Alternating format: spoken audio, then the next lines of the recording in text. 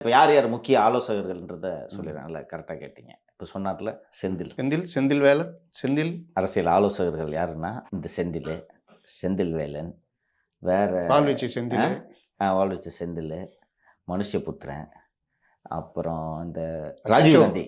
அச்சோ அவரா அப்படின்னு தான் மனுஷபுத்திரனை கேட்கணும். ராஜீவ் காந்தி. சரவணங்கிறாரா? யார் சரவணன் இருக்காரு? அவரு மூத்த வழக்கறிஞர்ல. என்ன அழகா ஒரு பாயிண்ட் ரைஸ் பண்ணார் பாத்தீங்களா? என்னங்க 66 கோடிக்கு 4 வருஷம், ஒரு 1.25 கோடிக்கு எப்படி 3 வருஷம்? கரெக்டா சட்ட பாயிண்ட் தெரியுமா? சரியான பாயிண்ட். நான் ஏன் இவரை வந்து திமுக அட்வொகேட் ஜெனரல் ஆகணுங்க? அவரை போய் சின்ன அதுதான் ட்ரை பண்ணது. டிவியில மட்டும் அவரை பேச விட்டுருக்காங்க. இவ்வளவு பெரிய ஒரு அரசியல் அமைப்பு சாசன நிபுணரை வந்து பயன்படுத்தாமல் திமுக கோட்டை விட்டு கொண்டிருக்கு. அவர்கிட்ட இன்னொரு பிரச்சனையும் இருக்குது.